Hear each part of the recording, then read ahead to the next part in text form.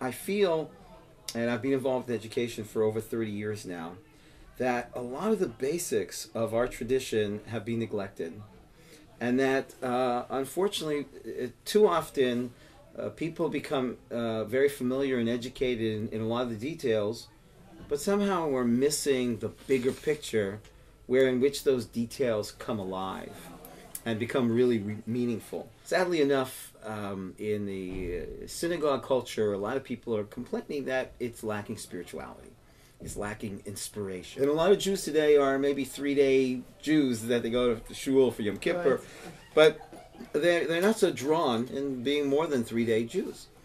And I think that's because we've somehow missed the most important points of our tradition. A lot of Jewish people do not really understand the Jewish orientation to God. And a lot of people think that, well, God, that's simple. You know, God, there's a creator, a sustainer, a supervisor, a lawgiver, and so what else do you need to know? But the truth is, there's a lot of confusion. You know, a lot of people often complain that you go to shul and there's so much talking. I actually think the issue here is that if we want to get Jews to come to shul and not talk to each other, we have to get them to talk to God. But they don't really believe they can talk to God, or maybe don't believe that God is really listening. They don't really understand what they're doing there. And since we don't want to waste our time, so if we come, at least we should talk to each other.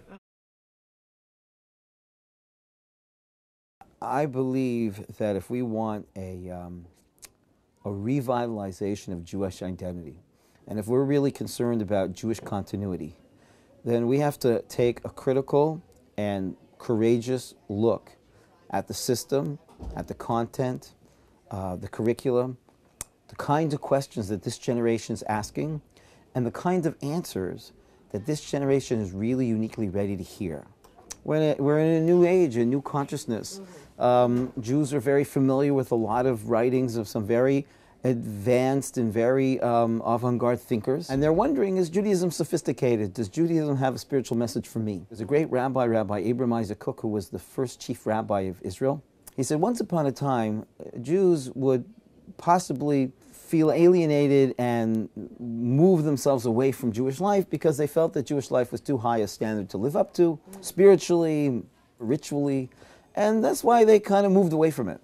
He said, but our generation, a lot of Jews will distance themselves from Judaism, not because they think it's too high a standard to live up to, but they think it's too low a standard to stoop down to.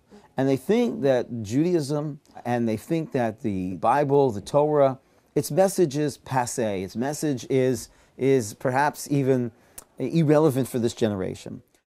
What will the only way to re-excite them about their tradition?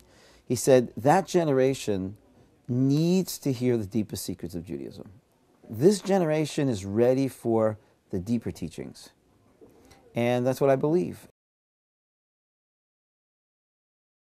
They're very advanced, and they've been exposed to a huge world.